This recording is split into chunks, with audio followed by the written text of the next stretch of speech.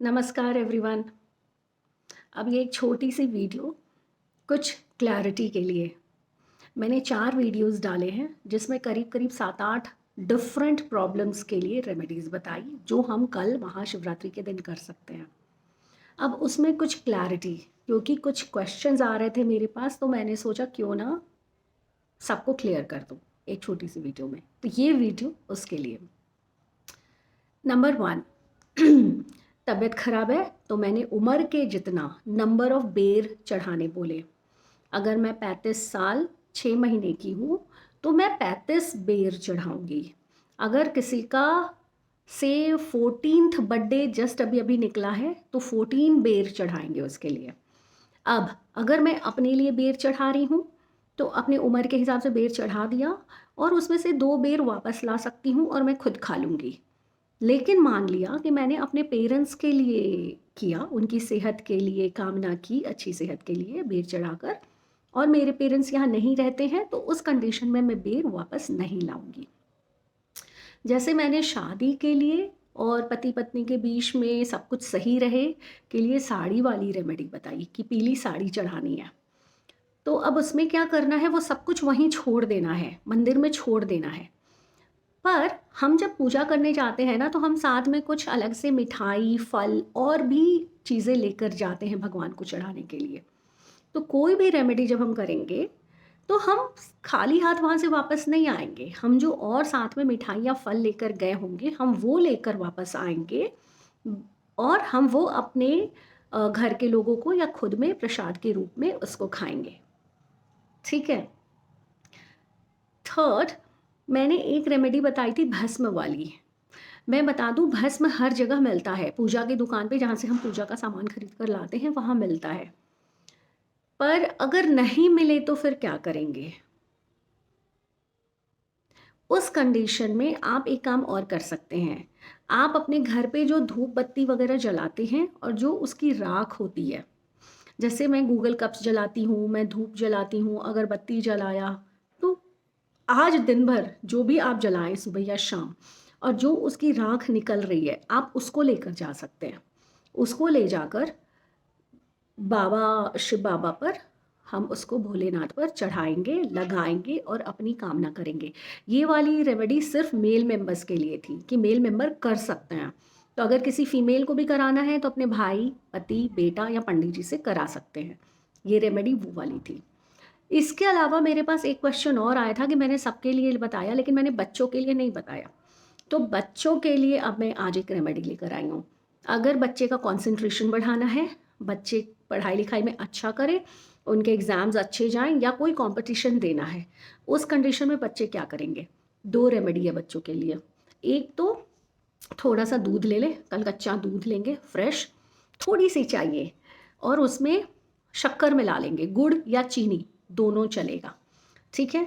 और अगर कल फ्रेश मिल्क सुबह नहीं आ पाता है उस समय से तक, जब आप पूजा करने जा रहे हो अपने बच्चे को लेकर जाएँ और आप शहद ले सकते हैं। नया शहद का छोटा-छोटा बॉटल अगेन पूजा की दुकान पर मिलता है, आप शहद ले सकते हैं और ये बच्चे चढ़ाएँगे, ये बच्चे अपने हाथ से चढ़ाएँगे। बच्चों को लेकर जाया जा सकता है, बड़े बच्चे हैं उनको खुद बोल दीजिए करने के लिए जो कॉम्पिटिशन का एग्ज़ाम दे रहे हैं, दूध में शक्कर मिलाकर ले जाएँ और वो भगवान पर चढ़ाएँगे और अगर दूध नहीं आए तो आज ही शहद की बॉटल खरीद लें, छोटी-छोटी पूजा की दुकान में बॉटल्स मिलती हैं और बच्चे एक धार में उस शहद को शिवलिंग पर चढ़ाएँगे, ठीक है? तो ये बच्चों से ज़रूर करवाना है कल। इससे उनमें डिसिप्लिन आएगा, उनकी mental abilities that is learning capacities बढ़ेगी, सब कुछ यहाँ टिकेगा, ठीक है? एक चीज़ और, घर में प्यार बना रहे, आपस में सबके प्यार बना रहे, उसके लिए गन्ने का रस चढ़ाते हैं। फ्रेश गन्ने का रस सिर्फ़ कल निकलवा के लेना है, नहीं तो आज शाम को ही निकलवा के आप रख सकते हैं, उसमें नमक, पुदीना ये सब नहीं पड़ेगा।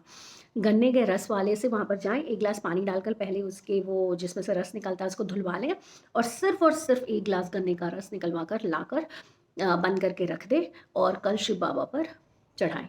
पति या पत्नी कोई भी एक व्यक्ति इसको कर सकता है। घर में मनोकामना ये करनी है कि घर में सब में आपस में प्यार बना रहे।